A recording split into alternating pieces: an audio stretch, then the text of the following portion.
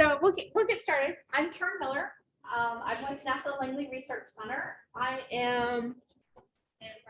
Oh, this is going to be hard because I'm not a behind the podium person. Oh, thanks. Heads up. I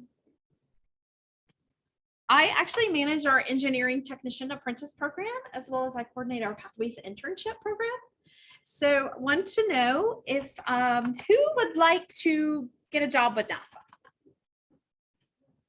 Oh, okay, good. Who would like to actually have a career with NASA? Right, there's a difference, right? Between a job and a career.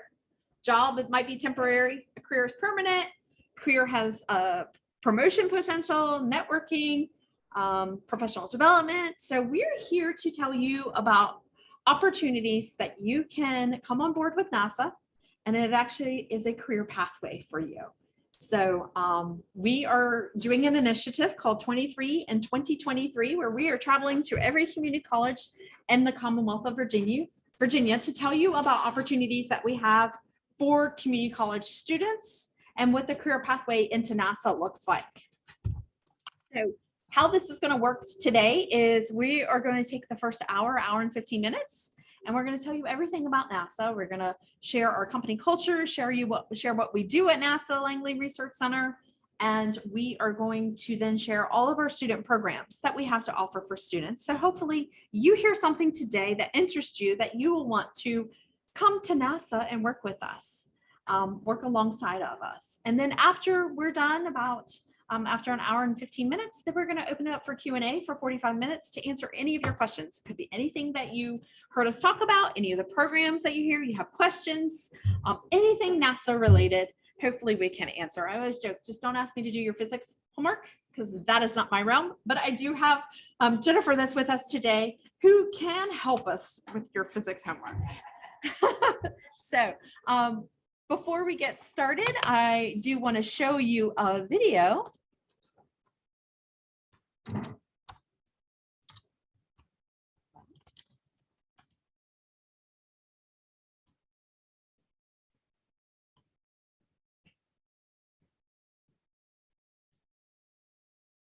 "2022 has been an exciting year at NASA Langley.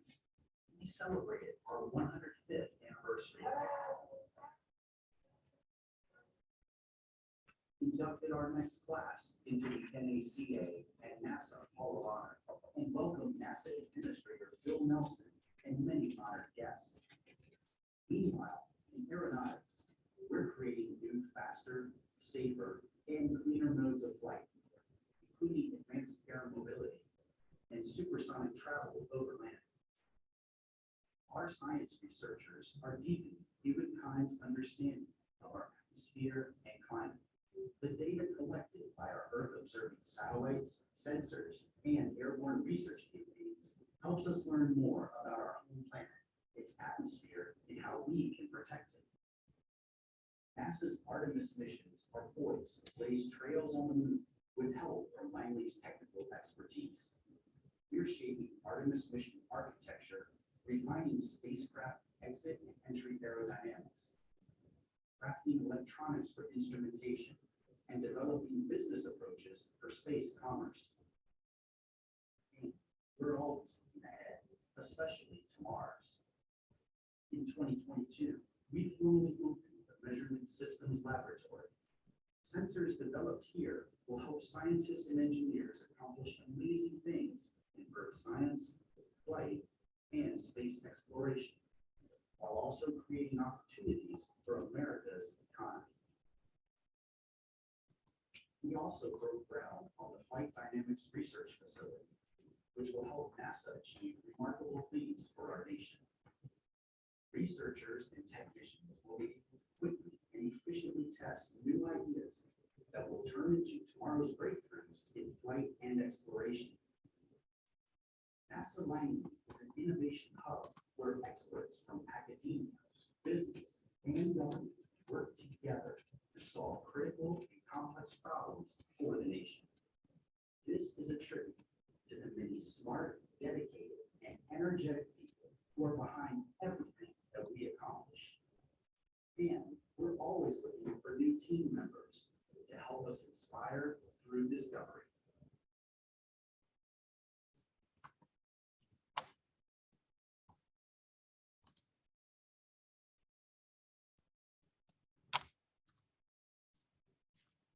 And before I turn it over to Jennifer Kibler, who's going to tell you about all things NASA Langley Research Center. One thing I do want to say again, I'm Karen Miller. I am not an astronaut and I'm not a rocket scientist, but I do work for NASA. So we're here to tell you that you do not have to be an astronaut or a rocket scientist to work for NASA. It takes all kinds of people with all kinds of degrees and experience to work for NASA. So moving forward, the first part of the presentation is we want to share with you what we do at NASA Langley Research Center. How many of you knew that there was actually a NASA in Virginia? Okay.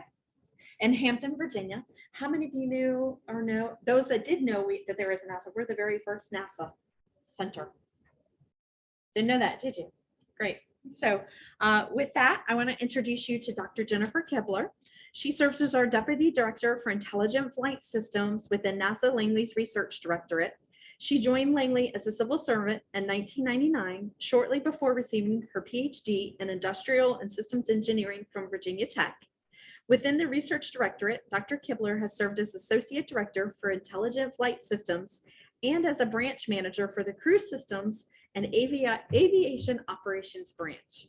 Earlier in her career, she contributed to several NASA Aeronautics Research Mission Directorate's activities. And I always joke, every time I read that, I get this much more smarter. So, Dr. Kibler. Karen, good morning. Thanks for joining us today. I'm short, so I'm gonna hopefully not break anything, but I want to stand over here so I can see you guys too. You're going to hear from me twice today. I'm going to provide you with an overview of the NASA Langley Research Center, and then you'll hear from several other amazing ladies, and then I'll share with you near the end of the presentation, near the end of our time together, my personal path to NASA Langley, how I came to be. But I would like to share with you a little bit about the history of my home center. There are 10 centers, 10 NASA facilities across the country, but you are within easy driving distance of one, NASA Langley Research Center. And the story of Langley really starts with aviation. We were founded in 1917. Langley served as the first field laboratory of the National Advisory Committee for Aeronautics, or NACA, the precursor to NASA.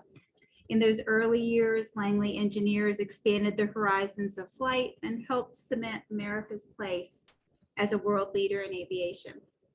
At the dawn of the space age, the Mercury 7, our original astronauts, started their training here at Langley. That's where Katherine Johnson's math skills lifted historic early space missions to success as well. The building that I have spent the most of my career in, it's not my current home building, but the building I spent the most time in, Katherine Johnson did have an office in that building for a period of time. So that's always a neat thing to think about, her walking the halls of that particular building amongst others. And then the sidewalks on our center, many famous people have walked those sidewalks. So it's a special place for a lot of reasons, those reasons among them. Today, the tradition of leadership continues. Langley is a unique concentration of labs, workshops, wind tunnels, clean rooms, flight simulators, and testing facilities. And as you can see in the picture, we are spread across 190 buildings and nearly 800 acres. Has a feel similar to that of a college campus. Langley's people are the source of our success, of course, our greatest resource. We have approximately 3,500 engineers, scientists, technicians, and support workers that make us a world-renowned center of research excellence and innovation. We partner with colleagues across the agency, and we work in close partnership with other government agencies, industry, and academia to make discoveries and to improve lives. I have worked for NASA as a civil servant for over 20 years, and our mission still makes me get emotional. Our mission is to reach for new heights, to reveal the unknown for the benefit of humankind. That's why I go to work day after day, year after year, and why I still am highly motivated to work for this amazing agency. Just to give you a little bit of an overview of what we focus on. At NASA Langley, we focus on science, aeronautics, and space exploration. STEM engagement is another important focus with the people of Langley, sharing our passion for STEM through activities that reach literally thousands of people each year. In terms of science, Langley scientists are expanding knowledge of the Earth's atmosphere and are supporting science missions focused on Moon, Mars, and beyond. In terms of aeronautics, Langley researchers are pioneering new eras for faster, safer, and more sustainable, as well as more accessible flight.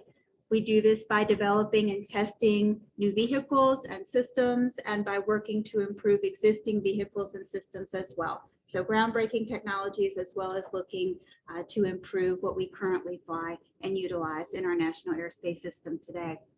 In terms of space exploration, Langley engineers and technicians create and test the technological building blocks of deep space missions.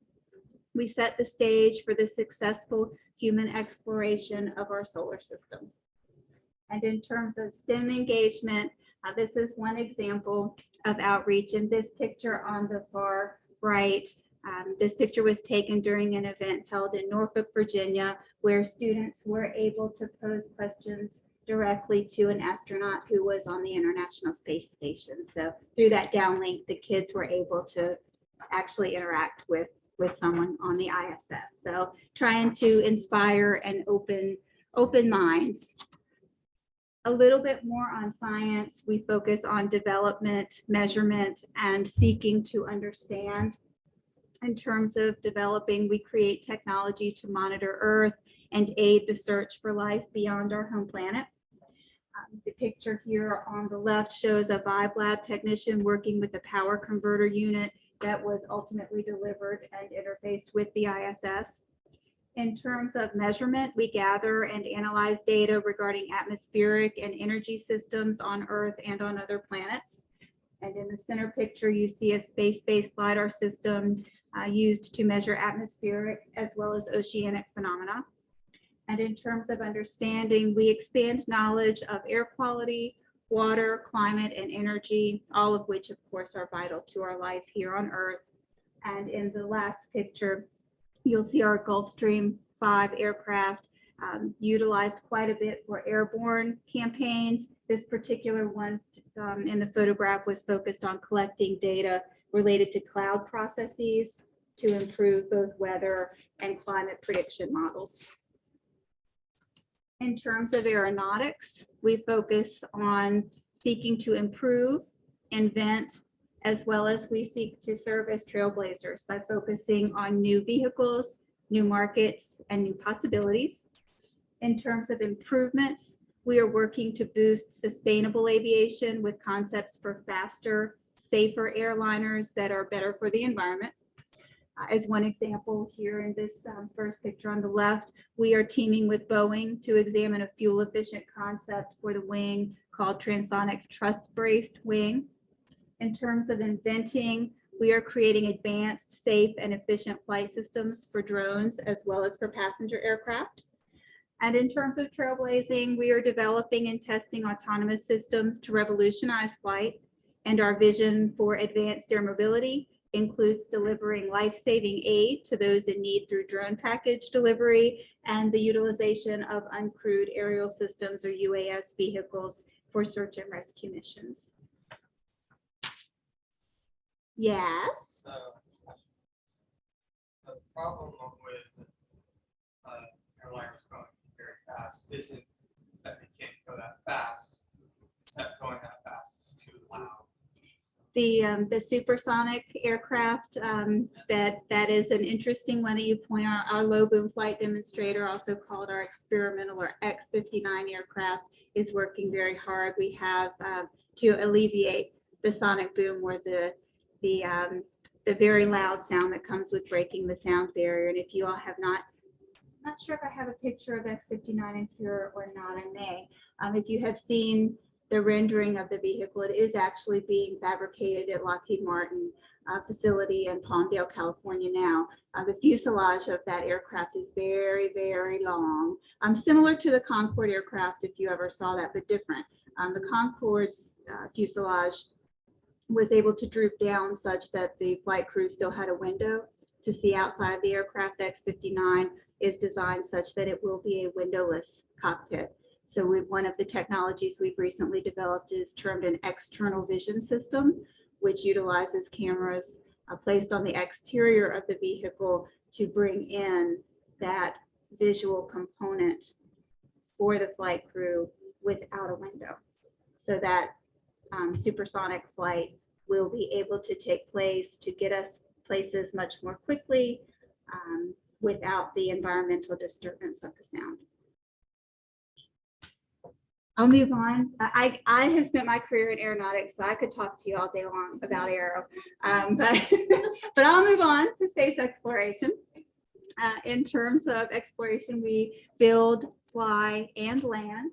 In terms of building, we create building blocks for human missions to the moon and to Mars by constructing flight-ready prototypes, sensors, and test articles through the development of cutting-edge technologies.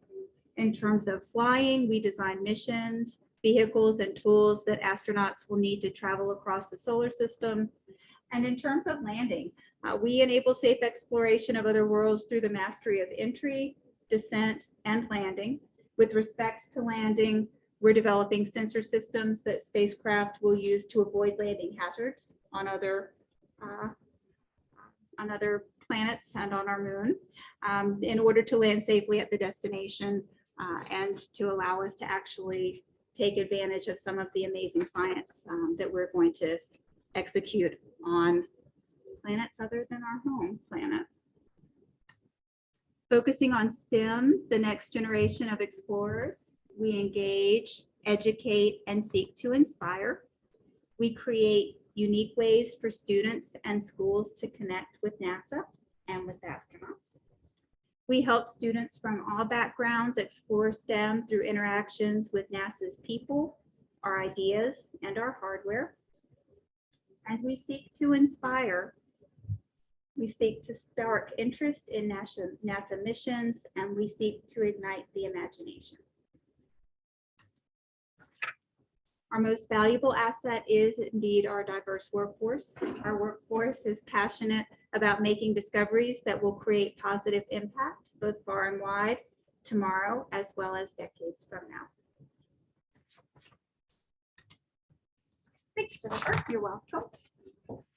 And on the screen now, and you guys can feel free if you want to take a picture of the slide as we move through, that's fine, perfectly fine with us. Or if you, as long as you signed the sign-in sheet, we can send you the copy of the presentation. And those of you online, I can send the presentation to Ms. Davis, and she can get that presentation to you as well. So we at NASA, we love our social media.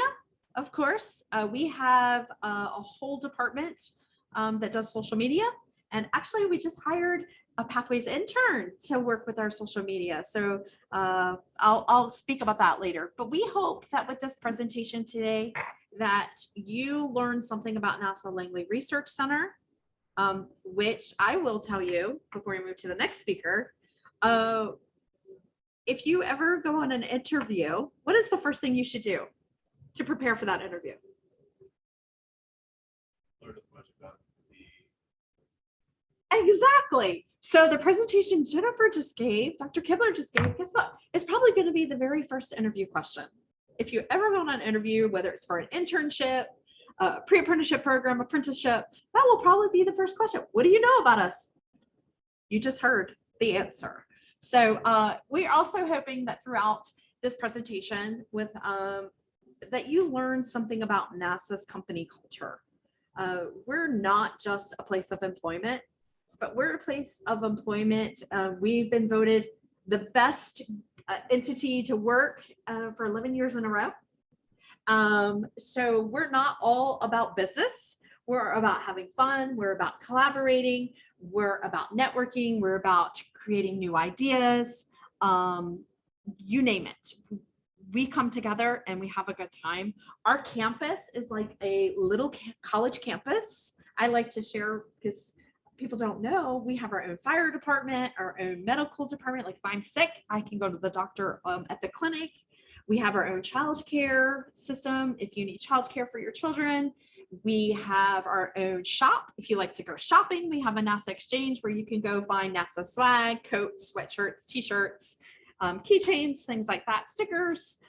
We have our own cafeteria. We have our own bar called Afterburners that we like to go to.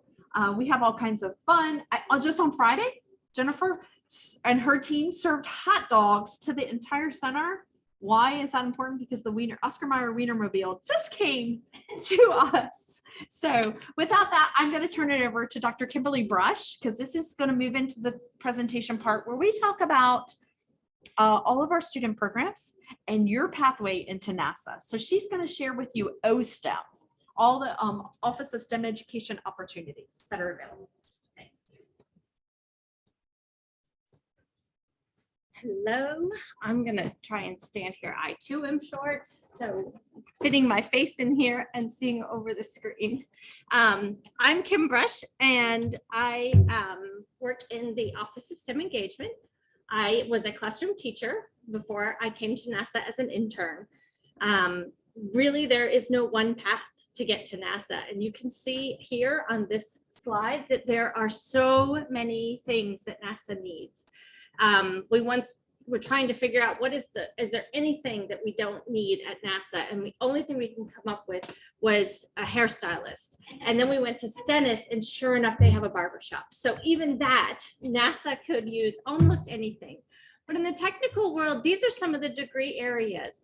One of the things to be aware of, if you don't see it here, it doesn't mean we don't use it or need it. And so if your specific degree isn't listed, it doesn't have to be a 1-to-1 ratio. These are just some examples.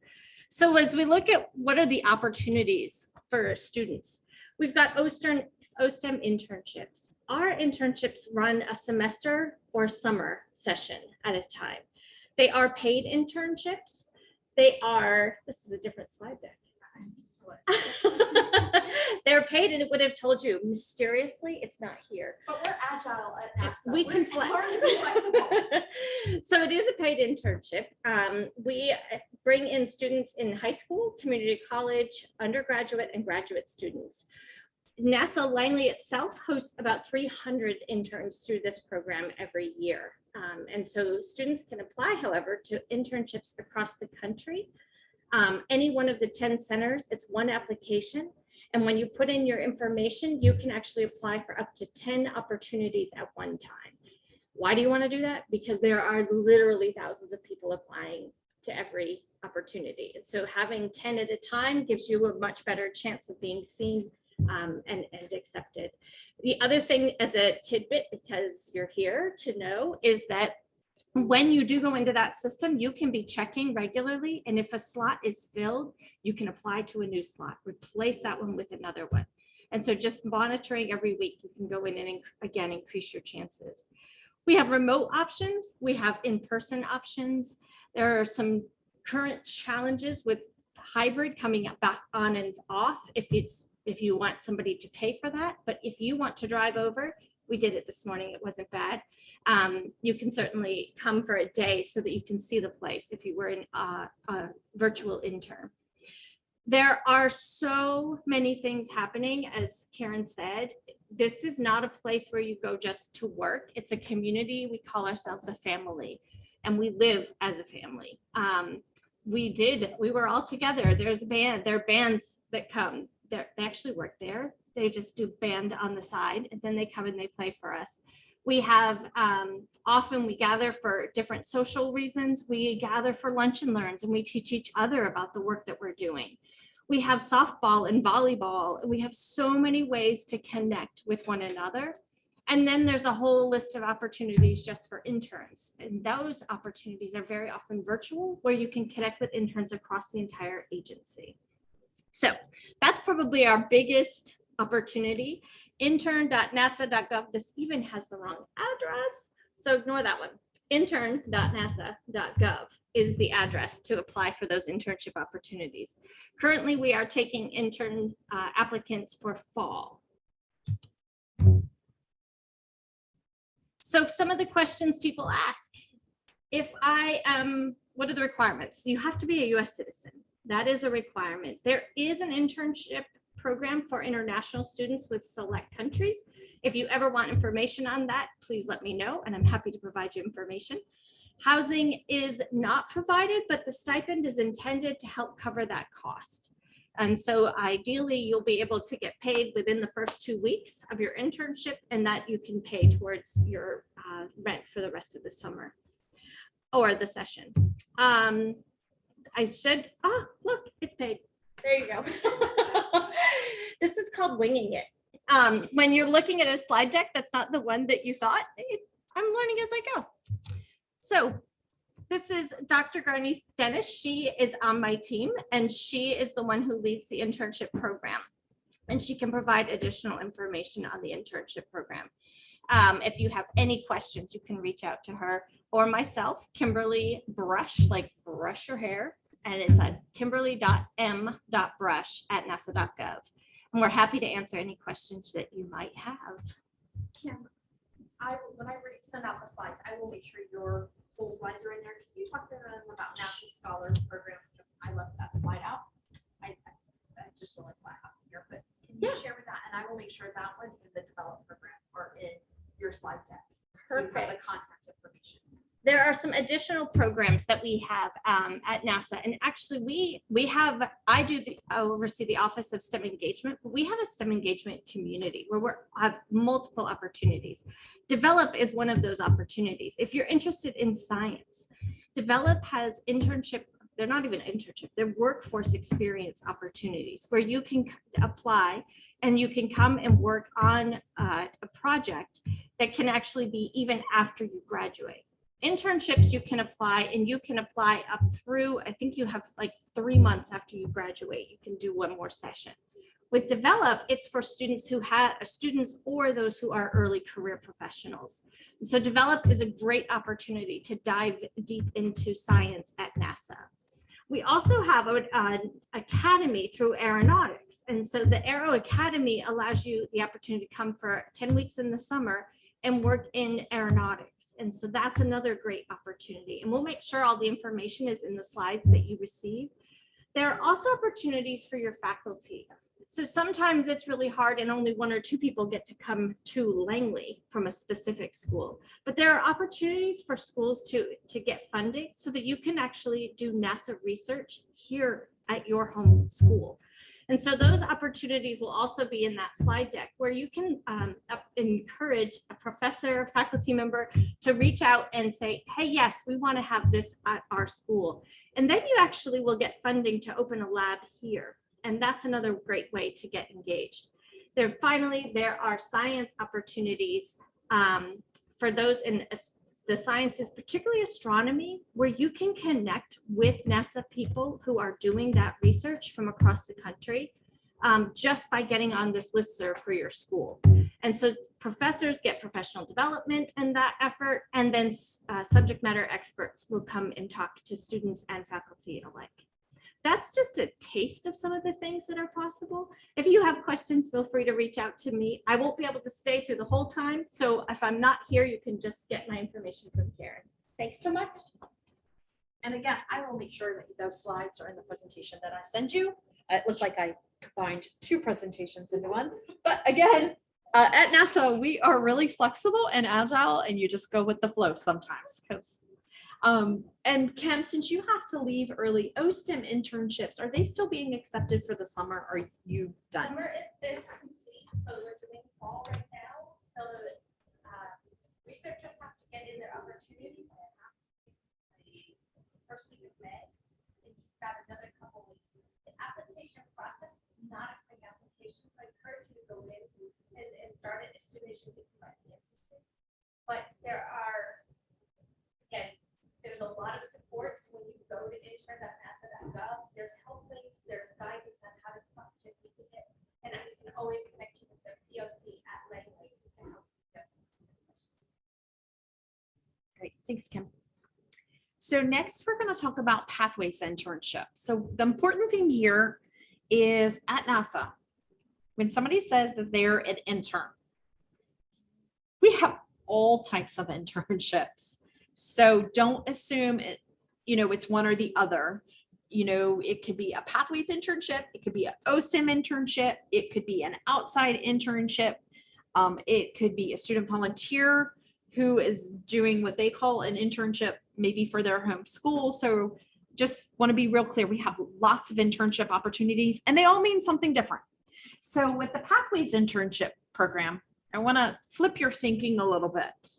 This is not your traditional internship that we think of typically at higher education.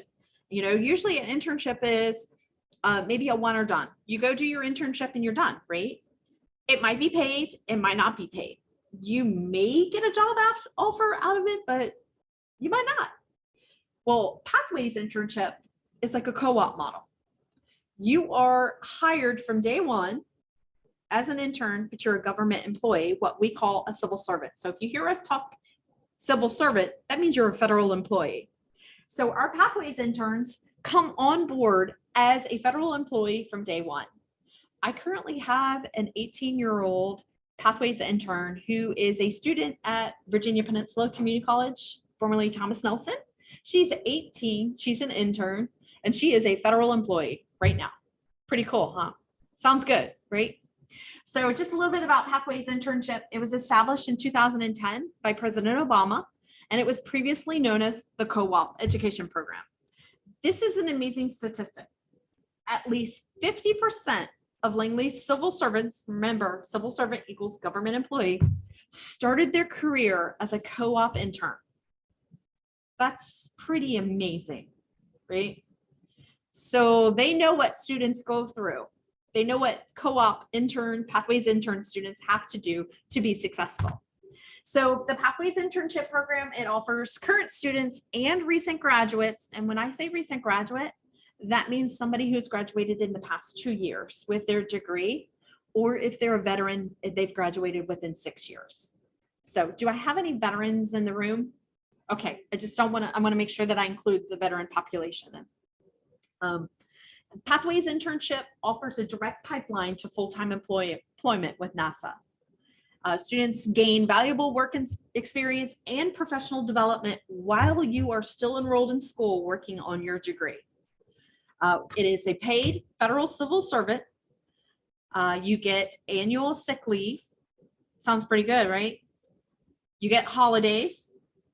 Who wants to get paid to not have to go to work? Sounds pretty nice. You get health insurance. And not only that, your federal retirement starts from day one. So the 18-year-old intern that I'm talking about, her federal retirement started from day one. And then completion of the Pathways Internship Program is right when you finish your degree and your degree is conferred. It may lead to a term or permanent position at NASA Langley without having to compete. And what we say, having to compete means you don't have to apply for a job and interview all over again. Wouldn't that be nice, right? Who likes to interview? No one?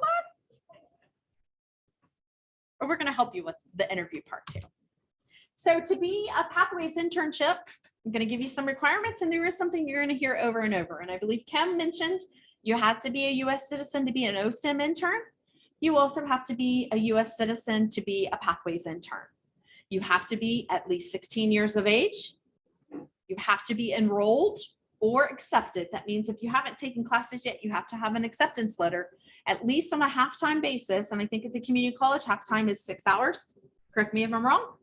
At an accredited educational institution, and your college is accredited. So all the community colleges in Virginia are considered accredited. And then you have to maintain your enrollment in the program. You can't drop out of school while you're a Pathways intern. If you drop out of school while you're a Pathways intern, that severs your position and you can't be in the program anymore. You have to be pursuing a degree or a certificate. And you have to, in order to apply, you have to have at least a 2.9 GPA and you have to maintain it. Now that's really important.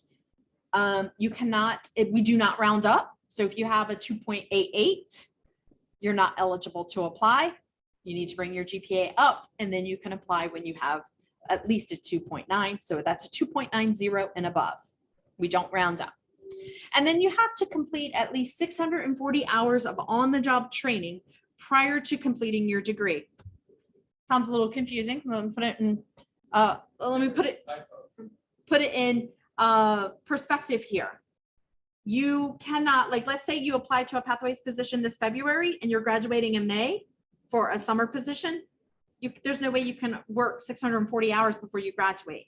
Or if you applied for a pathways position in February to start in June and you graduate in August, that's only 10 weeks. That's not enough time to work full-time to earn 640. So we like to tell students you have to have at least a 16-week semester remaining in order to qualify. So, yes. So with it concurrent with classes, it makes sense to have time, which means it takes twice as long to get that 640. Yes. So yes, that would work. If you were a full-time student, if you wanted to cut back your hours in order to qualify, yes, you could do that. I do have some interns that we have to kind of manipulate that. For instance, I have a pathways intern that came on board in January and he's only working part-time. And he's supposed to graduate in May. So working part-time, he's not going to meet us 640 hours. So what we did was we pulled back on his classes and we left one remaining class for the summer, and he's going to work in the summer. So we work with the students to figure that out, to help them map that out. So how to apply to a pathways internship position.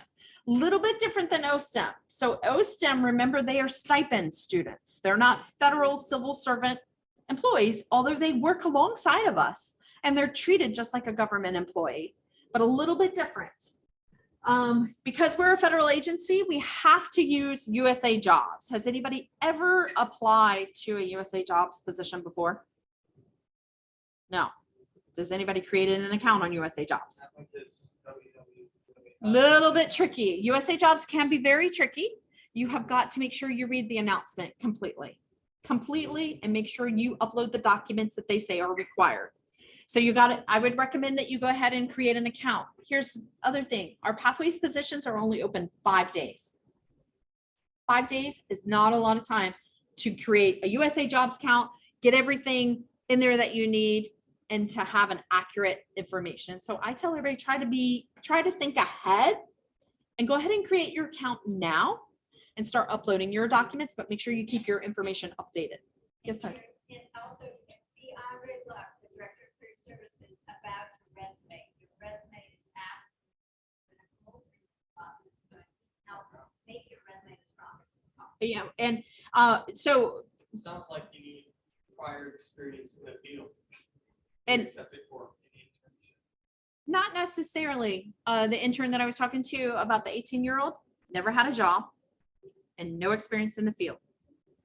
Being involved in clubs. But I'll talk to you about what that looks like. So your resume, let's talk about your resume, what that would look like. Here's the thing about your resume in USA Jobs. Most students they have a resume. They just upload their personal resume. That's great. However, a federal resume has certain requirements. Well, a federal position has certain requirements that you have to report that typically career centers or professional people do not put on their resume. The biggest thing that kicks students out is there's the requirement on a federal resume that any experience that you have, any job you have, any volunteer duties that you have, you must list how many hours per week did you perform that task, that position. If you do not put that, you get kicked out. So students, I like to tell students, if you have a personal resume that you really like, upload your personal resume, but also use the federal resume template, because you'll get 2 resumes in there and you won't get kicked out, because the federal resume template prompts you of all the required information that you need. Does that make sense? So I just tell students all the time, you can upload your personal resume, but also do your federal resume. And then here's the thing. If you do not have any work experience, that is okay. We get that. You're college students.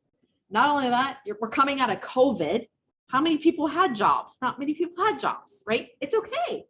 What we want to see is your hobbies. What do you like to do? Are your hobbies related to what we want to hire you for? For instance, if you like to do drones in your spare time, why would that be important to NASA? We're working on drones. We have a lot of drone technology. We're doing a lot of drone research. Exactly. It's like I'm going to give you from an intern, from a technician experience, because I'm responsible for developing the future of our next technician workforce. Baking. If you like to bake, why would that be important to me? Yes, we do, and astronauts do eat too. We do have a whole department that figures out their food, but no, baking, think about it. You have to follow instructions, right? My technicians have to follow instructions every day, manuals. They have to write manuals. They have to write instructions. Measurement, you have to use measuring tools to bake, right? A lot of the technicians have to use, metrology, calibration of equipment, syncing. Baking also requires heat. They're using a lot of the heat technology in the technology that they're using. So those are just some simple examples. Sewing is another example. The model shop, they do ceramics, they do, all kinds of things. So one thing with technicians, I find if you're somebody who likes to work on your cars, if you like to work on your car, a technician is a perfect opportunity for you. Why? People who work on their cars, one, they take apart things, they put it back together, they troubleshoot, they do instrumentation, right? They do all the above. So with our technicians, so if you work on your car, put it on your resume. Anything that you do at school. So what I like to tell students, be creative. It's not just always about the work experience. So, oh, okay, I'm sorry. My question after a while is just the dark blue links on black backgrounds, difficult to read. Thank you. I've heard Thank that you. one in context, but could you maybe highlight that if possible? Okay, thanks. Veterans preference, we have a veteran in the room. If you apply for a job, a federal position, you do have the opportunity for veterans preference. Make sure you upload the correct documents. If you don't upload the correct documents, sometimes it will kick you out of the system. But we do, with federal positions, veterans have a preference and they move to the top of the list. So, not going to focus too much on this screen today, but I want you just to be aware, if you apply for a Pathways internship position, has anybody ever applied for one? Okay. Once you apply, you get an email from OPM, which is the Office of Personnel Management, and it's a hiring assessment. So there is assessment involved with these positions. And what this assessment is doing is it's just basically evaluating core competencies that are important to NASA, accountability, attention to detail, customer service, your decision-making skills. So there's a lot of if questions, if this, what do you do? There could be some math questions, reading comprehension. So what I like to tell students is just to make sure you take the assessment seriously, because it stands for 1 year. So meaning if you apply for another position 6 months down the line, you don't get to take the assessment again. They use the same results. So just take it seriously. I would set 3 hours aside to take the assessment all in one sitting. Usually most students finish within 2 hours, but just I just want to give you a heads up about that. So some helpful links. This will be in the presentation that I send you. How to write a resume. This can be for all federal jobs, okay, not just NASA. It can be for any NASA center. It could be for the FAA. It could be, for Army Corps, NAVFAC, all federal jobs. There's also a USA Jobs YouTube channel that you could check out some videos that will help you get through the USA Jobs hiring process. And I also included some sample hiring assessment questions for you, and then how to apply. Oh, and then just the pictures on the bottom. These were our NASA interns, that's Pathways interns that started last year. We did a scavenger hunt for a team building activity across the center. So a lot of fun. And then for some more information on Pathways interns, you can either use the QR code to get to our website, or you can contact me directly at the link below. This will go to our Pathways email, or you're going to have my personal email in just a second, so you can contact me. Okay, so now we're going to move into the program that I manage, and I'm sorry, I get really excited talking about apprenticeship. I manage the engineering technician apprentice program. Do I have anybody who's ever been in an apprentice program? Okay. I never want to assume that everybody understands apprenticeship or what apprenticeship is, but NASA Langley has one of the oldest apprentice programs in the country dating back to 1941, and we have graduated over 1,500 apprentices since then. So we currently have 3 occupations registered with the U.S. Department of Labor, which is the governing body for apprenticeship. We have a electrical engineering technician, a mechanical engineering technician, and we also have electronics engineering technician. And soon, hopefully, we will have a electromechanical technician. And I'm also working with our unmanned systems department to start a drone technician program. So hopefully that will be in the next year, constantly expanding. But what apprenticeship is? This is a standard with the Department of Labor and Industry in the United States. Our apprenticeships are a time-based 4-year apprenticeship, which means you have to have 2,000 hours of on-the-job training. Multiplied by 4 years gives you how many hours at the end? 8,000, right. You have to have 8,000 hours at the end of your apprenticeship of on-the-job training. You also have to have related technical instruction. That's classroom training. So my apprentices actually sit in classroom learning. They have their degrees already, but I do send them to Virginia Peninsula Community College to do some training. We do safety training on center. NASA Langley, we are listed as our own training provider with the Department of Labor. Why? We have a lot of machines and processes that are not taught anywhere in the world. They're not taught. You can't teach them in a classroom, because we've created them and designed them, right? So we have to do a lot of our training in-house. You also have to be mentored by a technician, a senior technician. And as your skills increase as an apprentice, what should happen to your pay? Your pay increases, right? How cool is that? And then at the end of your apprenticeship program, you are a technician at NASA Langley. So what does a technician do? What does an engineering technician do at Langley? I like to say it's a 3-legged stool, right? You have a stool, 3 legs. So we have a team. It's made up of a researcher, an engineer, and a technician, and they all work together as a team. And technicians, apprentices, and interns, we just don't throw them out there to figure it out themselves. They're always working with a senior tech, and they're part of a team. So you have a researcher that says, hey, I have this great idea. I want to make an aircraft more efficient by building a general aviation airplane with electric propulsion, right? That's an idea. So then you have an engineer on the team who designs it. They design the aircraft with electric motors. They do all the calculations, comes up with the concept. And then you have the technician on the team who actually does the building, the testing, and the operating. And they work alongside the engineer and the researcher. They might fabricate the system. They provide feedback. Sometimes the technician has to tell the engineer and the researcher that what they've proposed, it's not going to work. It's not feasible. Because I like to say the technician is the one that's doing the hands-on, right? So we have a little problem at NASA Langley with our technician workforce. We have about 140 technicians across the center right now, and about 75 to 80% are retirement eligible today. So we have some machines and some processes in our wind tunnels. We're having some work stoppages because we've had people retire and nobody knows how to operate those machines or wind tunnels.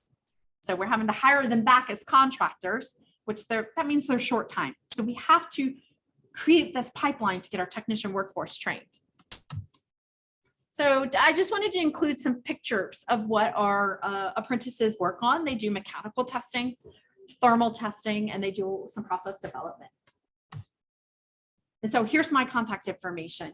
If you're interested on Pathways internships, or if you're interested on apprenticeship and you want to talk more, please jot down my email and we can chat. Oh, yeah.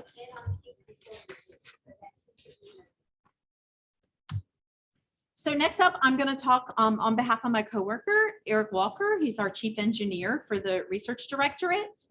We have a new program called the Pre-Apprenticeship Technician Program. It's so new, and we're still in the process of developing the program and massaging it to grow it. So this is an opportunity for students to come on board as a stipend student. They are paid positions. You are not a government employee, but it's called a pre-apprentice program because we're trying to prepare you to be an apprentice, to prepare you and give you supportive services so you can come on board as either a Pathways intern technician or a recent graduate technician to be an apprentice in our program. So what we're doing is we're bringing students in, community college students, and if you're a dual enrollment high school student, we're bringing in high school students as well, and placing you in the acoustics labs, the flow physics labs, electronic controls, doing wind tunnel. You're going into the wind tunnels, structures and materials testing, and we're just exposing you to NASA's mission or company culture and the opportunities that are open for you. It is a 10-week full-time position, $14 to $18 an hour, and you can do back-to-back tours for that. And to be eligible, you have to have completed at least 3 community college course level courses, just 3. Dual enrollment classes count if you're a high school student. We prefer technology related curriculum. That would be like mechatronics, any of your technology, engineering technology courses, your mechanical engineering technology, your electronics or electrical engineering technology. It could be industrial technology. It could be drafting and design. If you're somebody who does AutoCAD, drafting and design qualifies. So how would you apply? Unfortunately, this program, the application process just finished, but we're hoping to have another one for the fall. But again, you have to be a US citizen, at least 17 years of age, and the GPA is lower on this one. So a minimum of 2.5. So if you're somebody who wouldn't qualify for Pathways at the time, because of your GPA, this would be the perfect opportunity to do this one, get your GPA up, and then apply for Pathways. And then to apply for this, you would just do an online application and submit an unofficial transcript, which if you're a community college student, you know you can get your unofficial transcript through your SIS account. Okay. And then submit a resume and then the name and phone number for 2 faculty members who can write you a reference or an employer if you're working. And for more information, you would contact Elizabeth Ward, and then I provided the link, but that'll be in the presentation for you. Okay. Next up, it's still me again. Sorry, you're stuck with me for a while. I'm presenting the Student Volunteer Program on behalf of my coworker, Tawana Dixon. Student Volunteer Program. So maybe you're not ready to go all in for a Pathways internship position or an OSTEM position, and you just kind of want to get your feet wet. Or maybe the timing isn't right. Maybe we don't have any of the Pathways positions open or the OSTEM positions available. This would be a great way to just jump in without a timeline, because this is year round and it's not on a specific schedule. So the program requirements to be a student volunteer is you have to be a US citizen. Again, you have to be 16 years of age. You have to be a current student enrolled at least half-time in high school, undergraduate or graduate program at an accredited college or university. You can do your volunteer time on center or even remotely. So those of you who are from here, you can do a remote position, and there's no deadlines. I want to give you an example. I know a high school student at Deep Creek High School in Chesapeake, Virginia. She is a volunteer. She's been volunteering since last fall. She's a student volunteer with one of our organizations, and they don't just job shadow. Our student volunteers get involved and do hands-on activity. They're doing real work. She has a NASA computer. She can get behind the firewall. She can access files just like a government employee. She did some calculations on a project that they're working on. So guess what? She made it into the white paper. She is a high school senior, and her name is listed in the white paper. She's already a published author, so to speak. So I did just hear she's going to the University of Minnesota to do astrophysics, to major in astrophysics. So how do you apply? It's real simple. You just send an email to the Student Volunteer Program Manager, Tawana Dixon, and her email is on this screen. You send a cover letter and your resume, and she can work with the mentors at NASA, that she has a list of mentors, and they can do a mentor match, and the mentor can reach out to you. The other opportunities, maybe you know somebody at NASA Langley already. Maybe you know somebody who said, hey, if you ever want to come do some volunteer work for us, I will manage, as long as it's not a family member. You cannot work under a family member. That is a big no-no. But if you know somebody and they're willing to mentor you, then all you have to do is reach out to Tawana and let her know that you're working with this person, and then she'll get you into the program.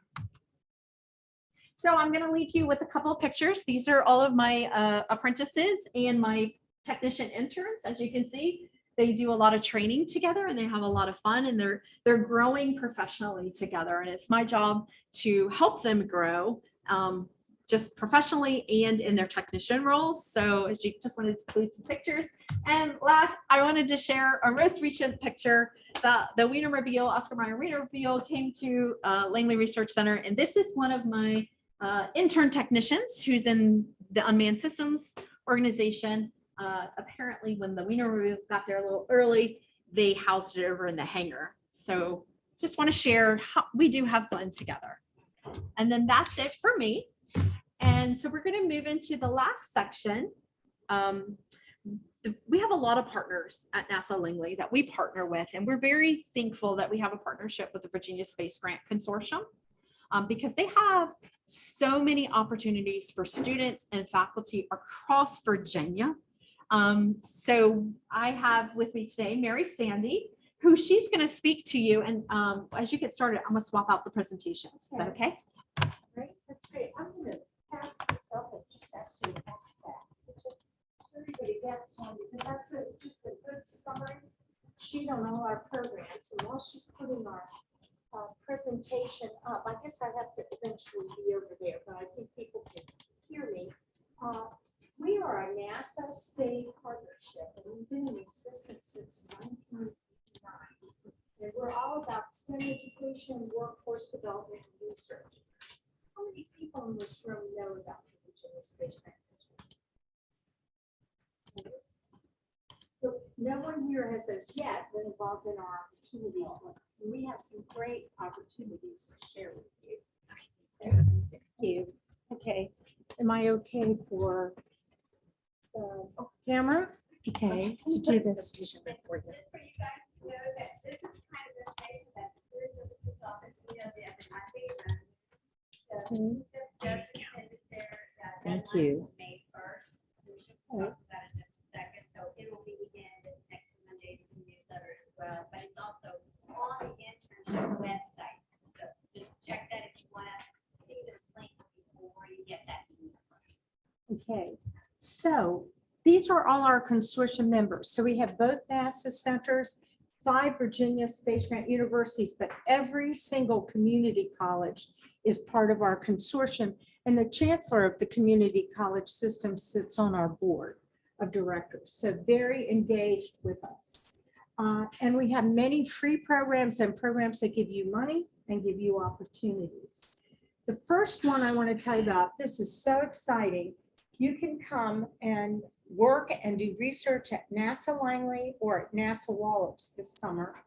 And the application is due May 1st, which is next Monday. This is one where you have a really good chance to be selected. Okay, you probably have at least a 1 in 3 or maybe better. Okay, so we're going to select 27 students to be at NASA Langley or at NASA Wallops. You get paid $6,000 for 10 weeks this summer. And don't worry about housing. Don't worry about those kinds of things, because we will help you find an apartment to share with another 3 students or so. And you'll still have good money left over from the summer for savings or whatever. Yes. So share like apartments. But not here's bedroom? no, well, it depends on how much money I guess you want to spend. But what we do is we work with the other internship placements at Langley, and there are many of them in the summer. And typically there are corporate apartments that are available, and it's just a way, hey, for 10 weeks, you can do almost anything, right? You know, you can share an apartment, a room or whatever. But we've had 7 Piedmont Virginia Community College students participate in this. So I want you to notice, you don't have to have the high GPA, which 2.5 GPA is acceptable. You have to be 18, you have to be a US citizen, you have to be a current or rising sophomore, and you have to have at least completed 6 credit hours at community college level, which of course you would have done anyway to be a rising sophomore. So this is next Monday. This is your shot. Do it. And I will tell you that we're placing students right now in this program. It's a wonderful opportunity. And I have a video here to show you. Can we make sure the sound is up? Let's see. Can you hear it? SCF has been a really awesome experience for me, national college, and so I'm really grateful to chance to come as a pre-college student. That's not necessarily consistent, so getting this opportunity.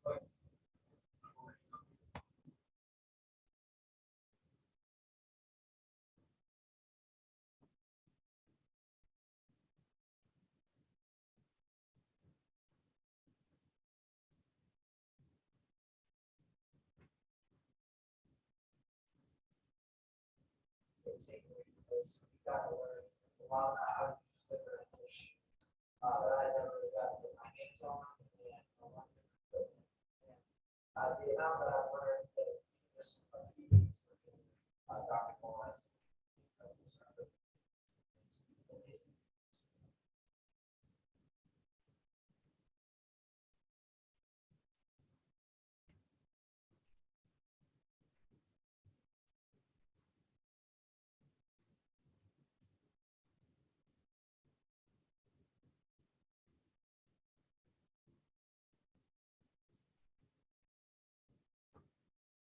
Okay, so these opportunities are at NASA Langley in Hampton, Virginia, and we have some opportunities at NASA Wallops up on Virginia's eastern shore by Chincoteague. Yes?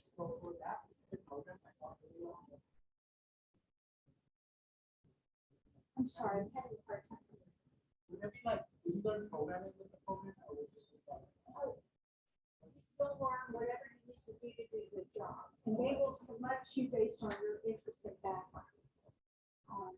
But it's a tremendous opportunity. We really hear from students how life-changing this is, and it's opened the door for them to pathways and other opportunities at NASA. So it's a good way to get your foot in the door. Okay. Any other questions on STEM Takes Flight? Okay. We have another great opportunity for you. The Commonwealth STEM Industry Internship Program. We have placed over 7,000 students in paid internships with industry. The great thing about this program is you apply one time, you do a very comprehensive application, and you can be considered by up to 250 companies. So this is a great way to get an industry internship. And right now we're helping companies out with subsidies where we're paying half of the cost of an internship for them if the internship is in cyber security, aeronautics, or space, that whole area. That we do all STEM fields, but right now we tend to have a lot of internships in those 3. So 2.7 GPA, you have to have completed at least 30 credits, at least 6 credits per semester at a Virginia college.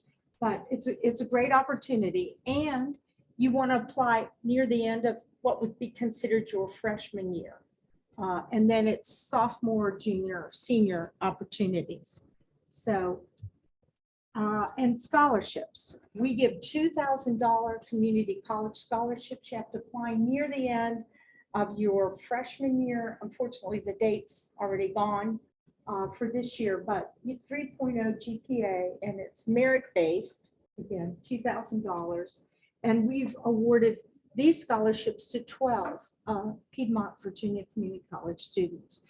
If you're already in your sophomore year, don't despair. If you're going to Virginia Tech, ODU, William and Mary, Hampton, or UVA, in your junior or senior year, we give an $8,500 scholarship. And the neat part of that is you do research that's relevant to NASA. So you come up with, and we'll help you connect with a faculty member to advise you. And you will be doing research. You'll be presenting it at a research conference. You'll be doing a report that can be published. So this is another great opportunity. If you're getting ready to graduate, you're going to any of those 5 schools, then that's another opportunity for you. And we also sponsor additional NASA internships that you heard about earlier. So sometimes they'll say, oh, we have this great student from Piedmont, Virginia Community College. We'd like to do it. It's beyond the slots and the funding we have available. And we've sponsored many NASA interns over the years. Okay, we also here at Piedmont, Virginia Community College, if you have a team that's working on a rocketry project or a balloon project or something that has any relevance to NASA or of interest to NASA, then we do some funding to help make those things happen. So you can keep that in mind. And for faculty, I think I see one faculty member at least here. We have a wonderful program we do at NASA Wallops. It's a 3-day residential program. The faculty gets a stipend for participating, but they get to be in mission control and they get to work and see how missions are really done at NASA and all the different skill sets that it takes, the kind of workforce it takes to work at NASA on the various missions. So this has been a very popular professional development activity that 5 of the faculty from here have participated in. Someone expressed an interest in drones. We've been working very hard with National Science Foundation and other funding to lead the creation of drone courses here at the community colleges. And we've created, working with the community colleges, these 4 courses. Have you taken any of these courses? Let me ask you, the gentleman here who was talking about an interest in drones. I remember, so person giving a presentation talked about drones. Yeah. And I talked with someone here about it, but it wasn't me. Okay, well, anyway, we've created these courses so there are opportunities, and we've been helping faculty members also get professional development to teach these courses and to get their Part 107 to fly drones. So if that's something that interests you, there are dual enrolled and there are all kinds of courses and ways that we can help with that. And Guys, there are workforce services division has our drone classes. So it's at the bottom. So if you're interested in taking the drone class, that would. right. And so also faculty here can apply for one of our innovative project proposals. And this is an opportunity for faculty to come up with an idea of something they'd like to do. Typically, student engagement, experiential kind of opportunity, teacher professional development in the area, sometimes summer camps, whatever. And we typically give $5,000 to $10,000 for those projects. And we do those, typically they're due in the end of January, early February, if you're interested in that. But basically, we're here to help. We'll help you make connections to STEM opportunities, careers, and scholarships and funding. So you have our fact sheet, and I think you'll be getting this presentation as well, Karen, right? I think you'll be getting this, but all the connection information's on that flyer, and we'd love to hear from you. Are there any questions about any of these opportunities? So I want to add, a lot of my technician interns were STEM Take Flight students. So seamless career pathway. They were community college students. They applied for STEM Take Flight. They do that program. Then they apply to a Pathways internship program. And as a technician, if they're a Pathways intern, then they move into the apprentice program. So you can see how we're all related to one another. I even have David Tucker, who is on the website in a video, if we had time, we could share it, was a STEM Takes Flight. Then he went to an OSTEM internship. He did, I think, 3 rotations as an OSTEM, and then he finally got picked up as a Pathways intern. He just graduated last year, and now he's an apprentice. So you can see the long career pathway.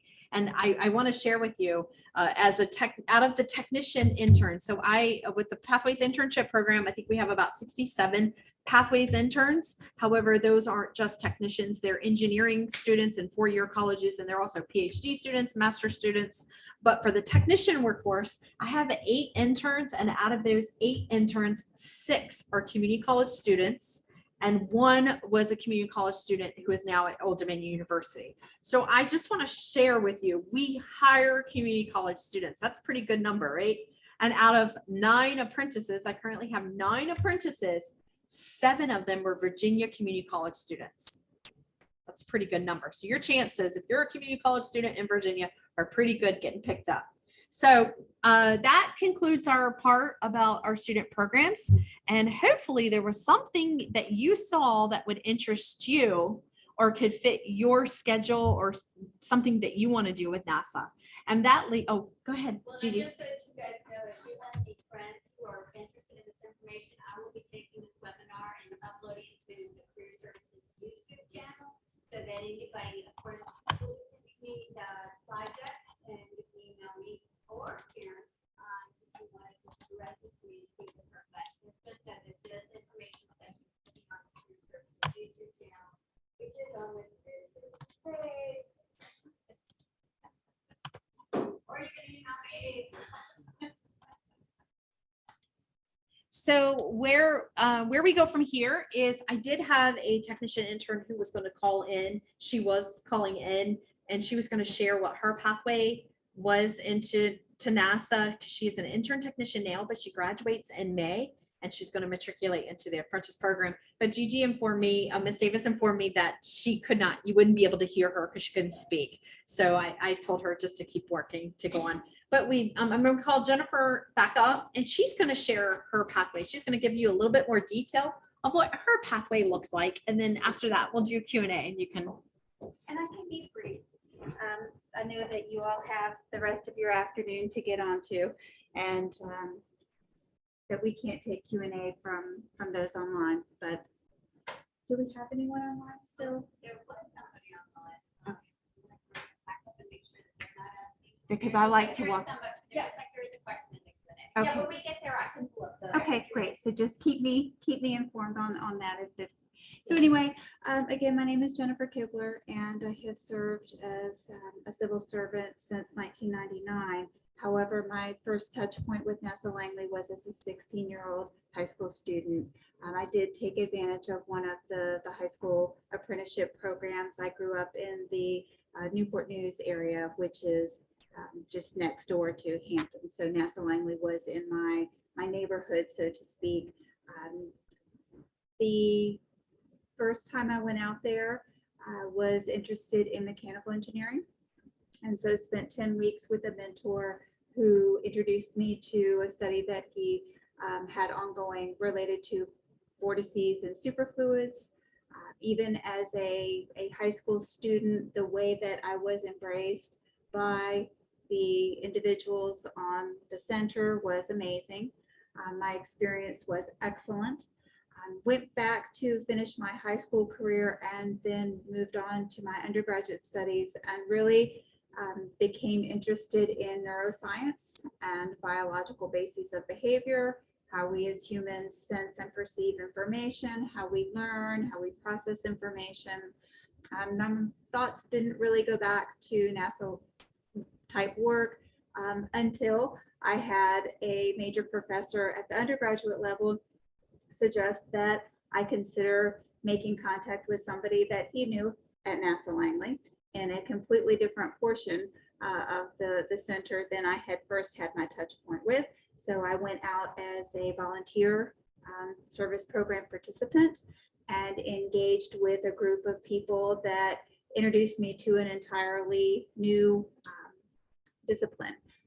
So human factors engineering was what they introduced me to, and that was a form of work that allowed me to integrate my interest in design with my interest in the human users of a design that is ultimately created, and completed my undergraduate work, and then went to Virginia Tech to complete my master's and PhD in industrial and systems engineering with a focus on human factors, with that same mentor who had introduced me to human factors serving as a member of my PhD committee.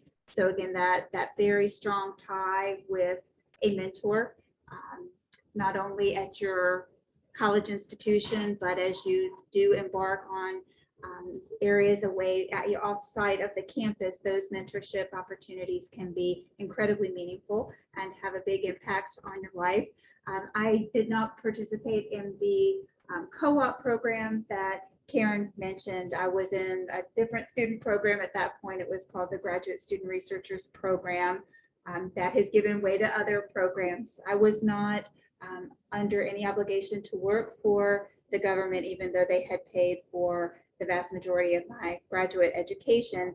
I did not, conversely, I did not have the opportunity to convert into a permanent position as is available through the Pathways program, which is amazing. So did have to apply for the big job through the dreaded USA jobs website. And to Karen's point, creating an account before you have the deadline of a job bearing down on you is a wise thing to do. And taking the time to gather all the documentation that is required as part of the application process. Again, not to have that stress and strain of the clock ticking. If that's very, very sound advice. And I was very, very honored to have the opportunity to join civil service after completing my education, and now 20 some years later, have enjoyed an amazing career.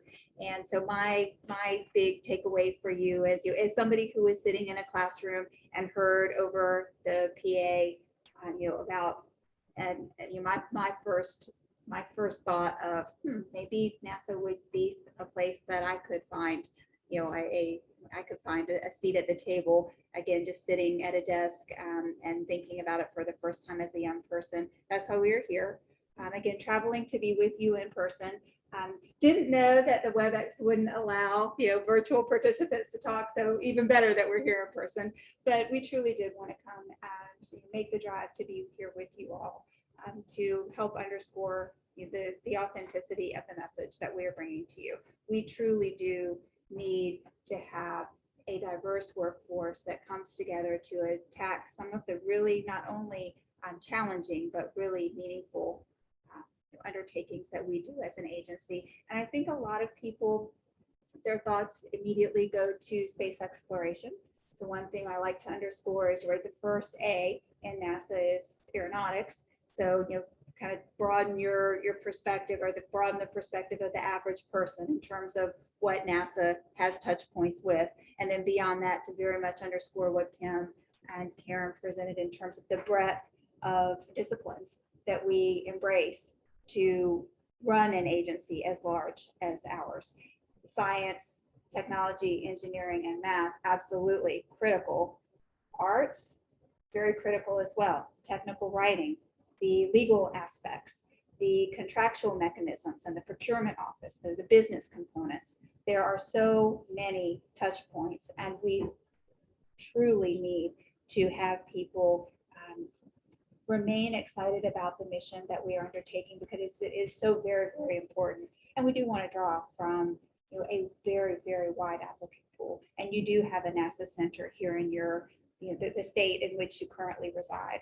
So again, just wanting you to perhaps think about a career in a way that you might not have before, and definitely would request that any and all information that we are sharing, that Mary has shared.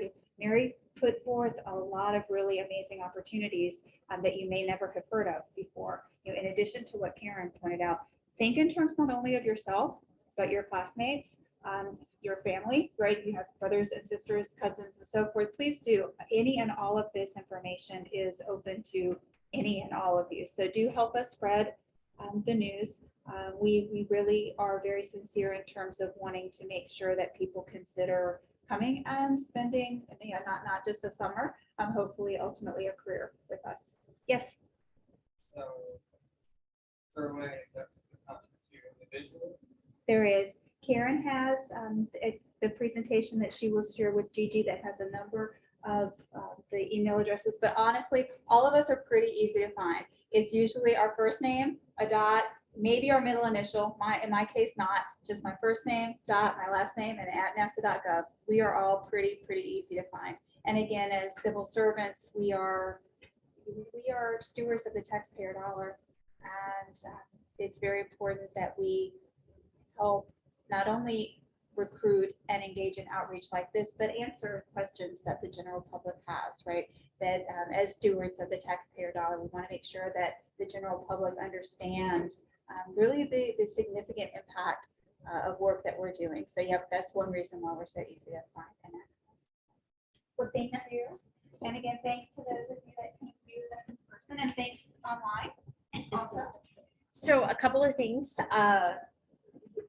Following up on what Jennifer had to tell you, I do want to share with you, if you ever apply for a job at NASA through USA Jobs, a civil servant position, and you do not get selected the first time, don't take it personal.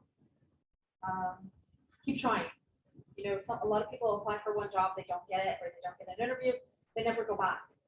One of the interns I was telling you that was a pathways, I think he told me he applied 12 times before he finally got it. The thing is, you don't know what's going on in the background with USA Jobs. You don't know if there was a veteran's preference. We are a federal agency. We value veterans. We hire veterans, and they do have a preference. So that means the way it works, you apply, and there's a veteran sitting at the top of the list in front of you. We have to interview and hire the veteran, and we can't get access to non-veterans. So I'm only saying that because don't give up. Okay, and do not take it personally. A lot of times I talk to students and they take it personally, like I wasn't good enough or I don't have the skills. That's not necessarily the case. It could also be you apply for a position and something happens. Maybe the position was worded wrong and HR came back and said, we cannot hire from that access. We can't hire from that certification list. There was something wrong with the wording. It could be we went out with a hiring announcement and the funding was lost on the project that we went after. So you just never know. So I say this, don't give up. We were in a presentation with our college and I brought one of my technicians and he really shared how he didn't think he was good enough to work for NASA. And it took his wife telling him, you are good enough, you have skills. And he applied and he got the position. So he's, yes. And so I want to say to you, quit saying, you know, why me? Start saying, why not me? Okay, so just want to share that. So that kind of leads us into our next section of the presentation is we really want this to be about you all and the questions that you may have for us about anything that you saw today, anything about NASA. I mean, we've had, you know, all kinds of questions. If we can't answer it, we'll find the answer for you. I think we do have somebody online. Let me just make sure if you are online and you have a question, you can type your question. I have the chat up and we can see your question. So, and before we go to questions, just want to make sure that everybody in the room, make sure you sign the sheet and I will get you the presentation with the correct slides. If you learned anything, we're not perfect at NASA. We make mistakes. I tell everybody all the time, just because we're NASA, we have technology issues as well. That was the result of the technology issue because I couldn't get we can't stick a flash drive in our government computers. So I had to break the presentation down into 2 slides and email 36 slides to my personal email. So at midnight last night. So what questions do you have for us? I saw you. I was wondering, like,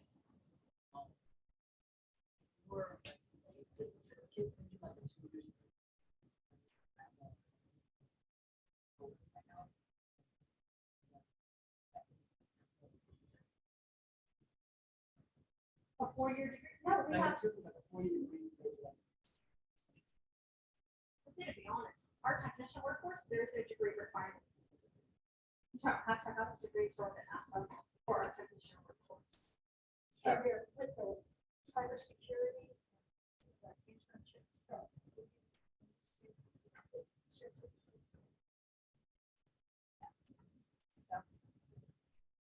So how quickly do we have to apply for an internship realistically get it? Okay, so let's talk about the different internships. The question for those of you online is how quickly do we have to apply for an internship in the fall? So I will say for Pathways interns, you've already missed that window. That announcement, hiring announcement went out in February and we just hired for our summer and our fall interns. For OSTEM, Dr. Brush, Kim Brush said that they're already on the announcements, or they're already on their website for you to, that's open right now for you to apply. And Mary, for your internships, yes, Monday for STEM Takes Flight, May 1st, and then we do the Commonwealth STEM industry internships year round. You can apply for those anytime because we work with the companies. If they want somebody to come in August and work through December, and what that time frame is. So that's a very flexible thing. Just get yourself in this system. and then for pre-apprenticeship, if we have another hiring round, it'd probably be open in the summer to start in August. So usually we do it about 2 months before, so probably late June for pre-apprenticeship. And I saw another.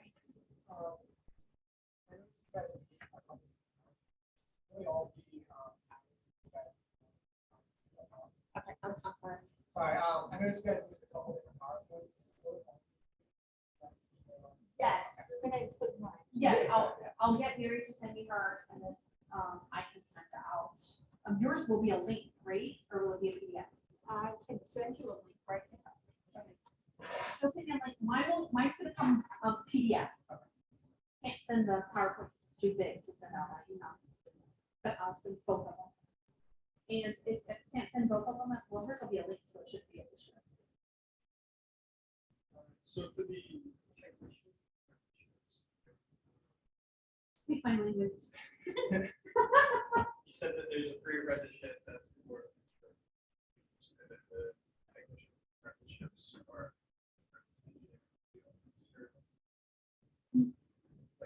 Here's, I like to do it simple. So, you're an intern while you're working on your degree as a technician, you're an intern. Once you graduate and you have your degree, you can move into the apprentice program. So you have to already have your degree to be an apprentice program. Yeah, so either you're gonna come in as a Pathways intern while you're in college. Once you graduate, the month you graduate, then I move you into the apprentice program. Or maybe you've already graduated in the past 2 years and you come in as a recent graduate, you can go straight into the apprentice program. Sure. So Pathways intern, all centers across the country, all NASA centers go out at the same time with our Pathways interns. So those are only on certain cycles. Our next one will be come out in September of this year for January onboarding. But specifically for the.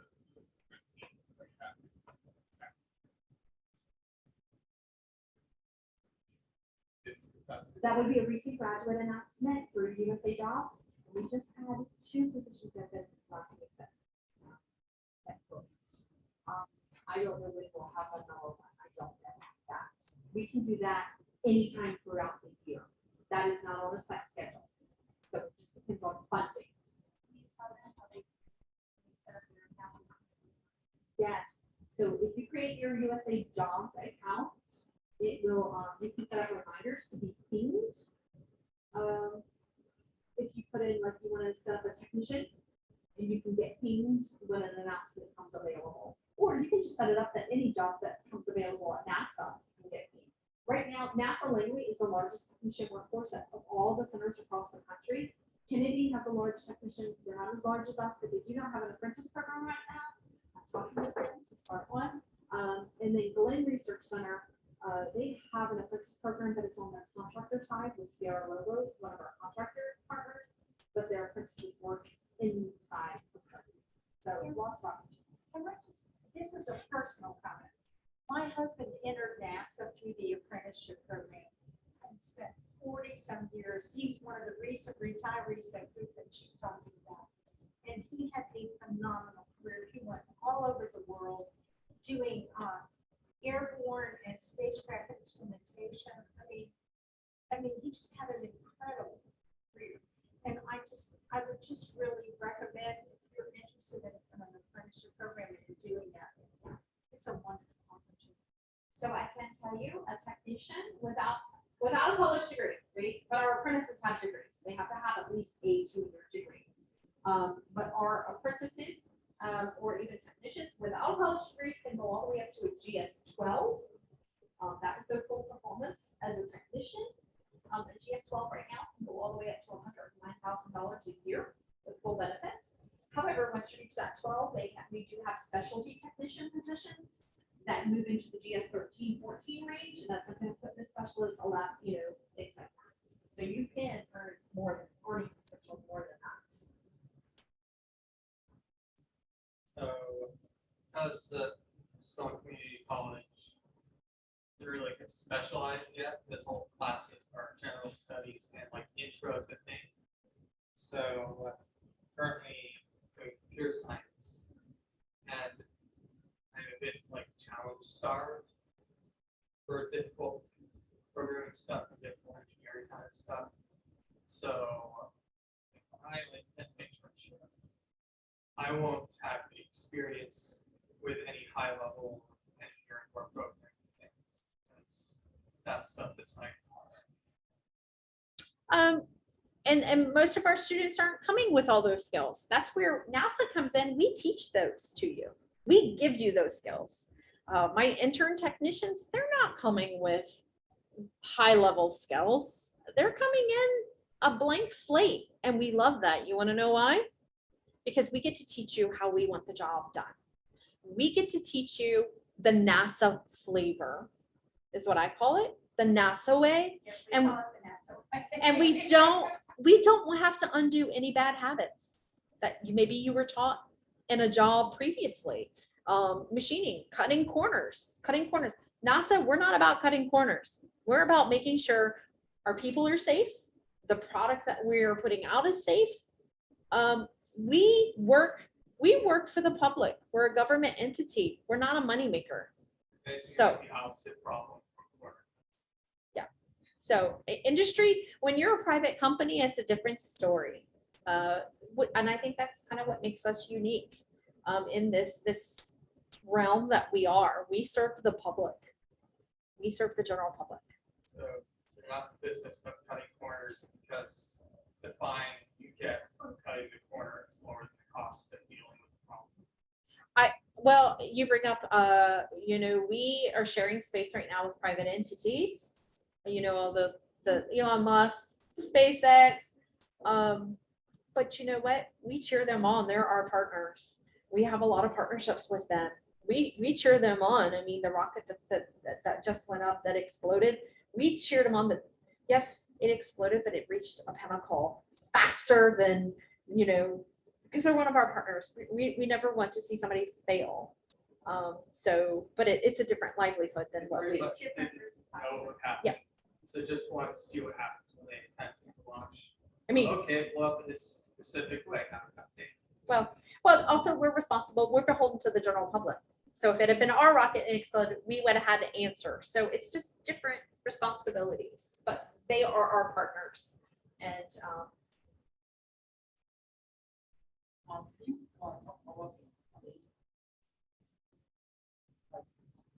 Like you said, like the college.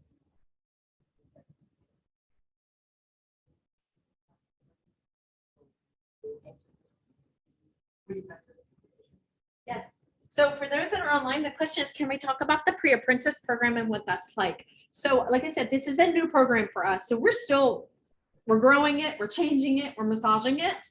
I can share with you who are the students that we've hired for the first reiteration. And I can share with you the interviews that I just did for the second hiring cycle that's going to start for the summer. So I do know I have 2 students at the community college. They're at Virginia Peninsula Community College. One of them is actually both of them are mechanical engineering technology students who that said to qualify for the program, you only have to have 3 courses of community college. Now, that might be your gen eds. So you might not have had any of your technology classes yet, and that's okay too, because we're bringing you in to expose you to what we do and to see, one, do you like it, and do we like you? A try before you buy tech model, I like to say. But we're just exposing you, and maybe you can share some of your technology that you've learned in your classes if you've had some classes. It's learning both ways, because students in the community college, you're learning new technology, whereas we might have some old technology, right? Remember I told you our senior technician workforce is aging out. A lot of them are still using really old technology, where my intern technicians and pre-apprentices are coming in and saying, there's a better way to do that now. There's a faster way to do that in a more efficient way. So it's a two-way street. They're learning. Those students, one of them is in the acoustics lab working, and the other one is in the structures and materials lab working, and both of them just re-upped for a second tour for the summer. And their hope is to get picked up by Pathways while they're still in school. So they've been applying to the Pathways positions. Can I just throw out that if you're currently in general studies, hardly any of our technology classes will count toward general studies, because those are very specific to the AASs that don't transfer to a four-year college. Just know you can add an AAS to your AS on your program of studies, and do both at the same time, so that your financial aid will cover those technical classes.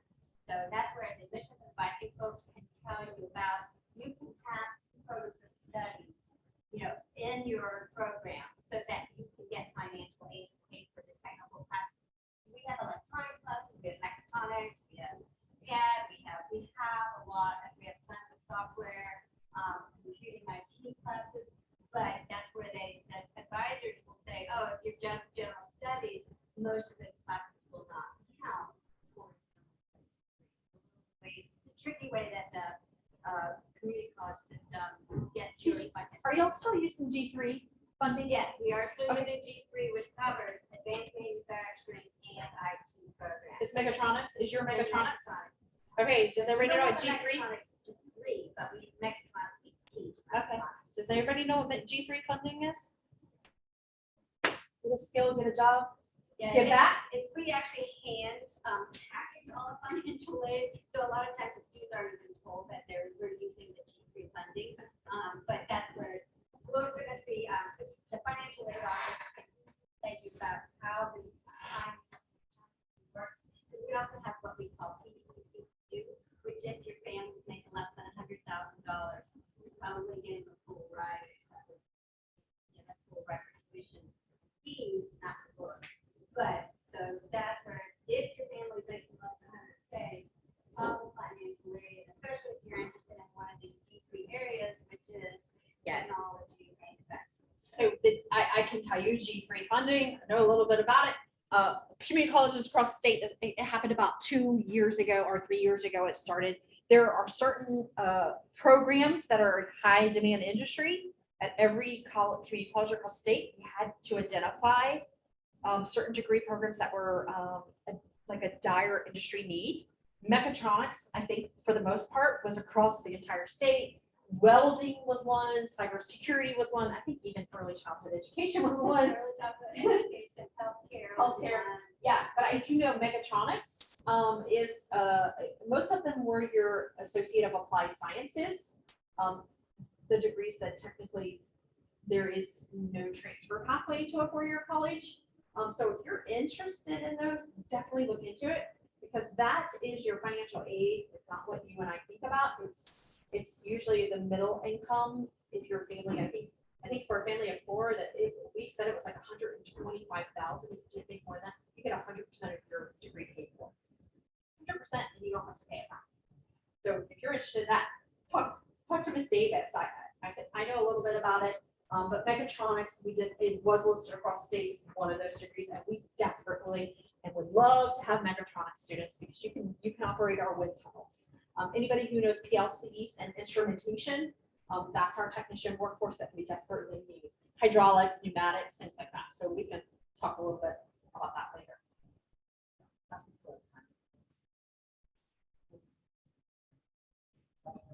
Yeah, so I just want to make sure I include the people online. The question is the timing for the pre-apprentice program.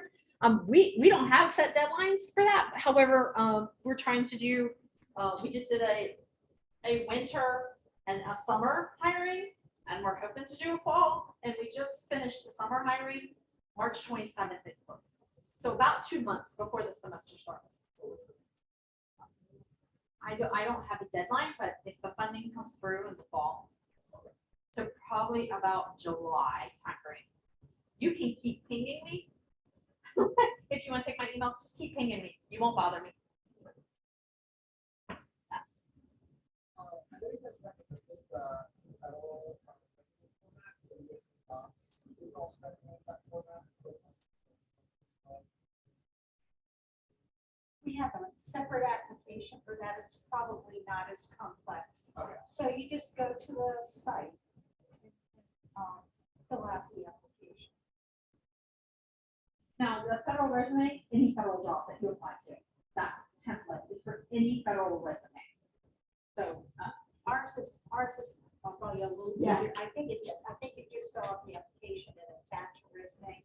And you do, I believe it's 2 references, and the system collects the references. So the references don't have to be in May 1st. It's a week later. It's a deadline for your references. Just get your application. Well, the system will collect your references. You give the contacts, and then they have to be in by May 8th. And your reference contact, you want to always tell someone if you give them as a reference, so they'll be expecting to get that contact. They will get reminders. One reference and the second one doesn't.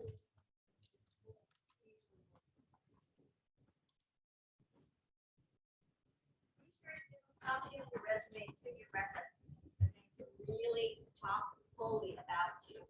Make sure that they're okay with being referenced. They give them a copy of that resume that you submit. And they can back it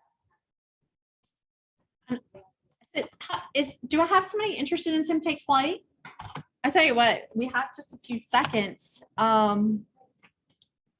If it's okay, can I share this? Sure. So I'm going to share this video. This is STEM Takes Flight, but I love this video for a couple of reasons. First of all, the person speaking is David Tucker, and he was the one who talked about that it was STEM Takes Flight. He was an O-STEM, he was a Pathways intern, and now he's an apprentice. And he actually, this video is taken in the model shop where he is actually still doing his apprenticeship. And it really shows you all the things that he gets to do as a STEM Takes Flight student, that you're not just sitting and job shadowing. You are actively involved in the project. So that's why I love this video.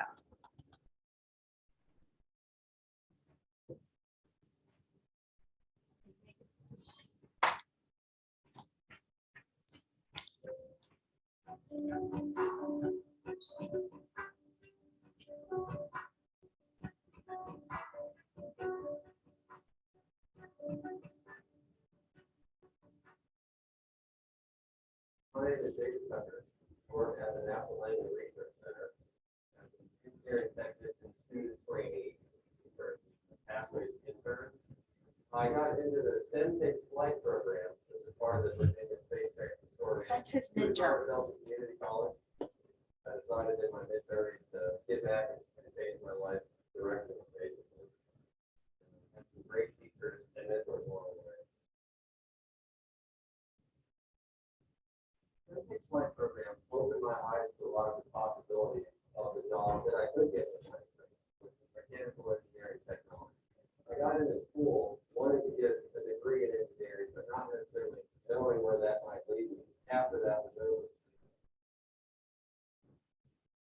So once I got here, it was an eye-opening experience about this is what your future might hold for you. Very exciting. The first day I got here as a STEM Takes Flight participant, I knew this is where I wanted to work. This is where I wanted to spend the rest of my career. I made it a point to continue applying for more internships, more opportunities to be out here and keep learning and keep building my resume where hopefully one day I will get accepted to work out here. Right now, as a NASA Pathways intern, we're actually rotated for different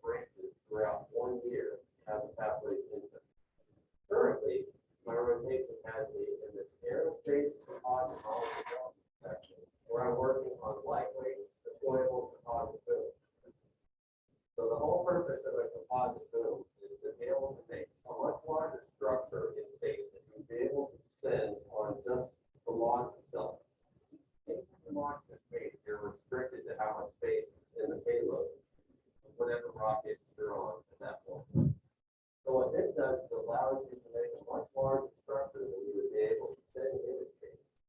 Now, sending anything heavy, any kind of weight is always on the one thing in space. Anything you can save on it costs a lot of money. And it also allows you to send something else. If you've got much lighter things up there, maybe you can take more stuff. So this is a great technology or innovation for the future of space travel, especially as we're trying to set up manned operations on the moon, possibly Mars. For now, these are beneficial in smaller satellites and withstand solar sails. They will also be used someday for things like light work.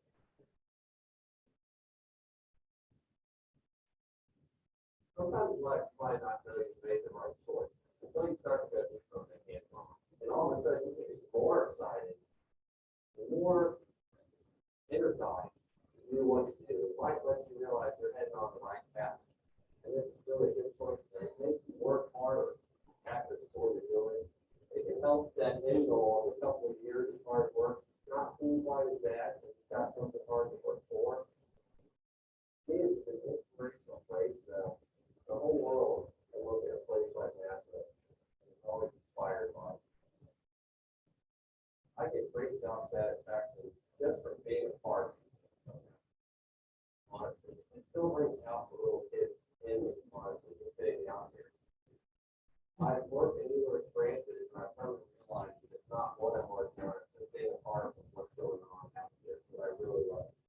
Now, 10 degree out here is very useful, no matter where you end up at. So I think with that willingness to learn, the willingness to keep learning, it's very important out here.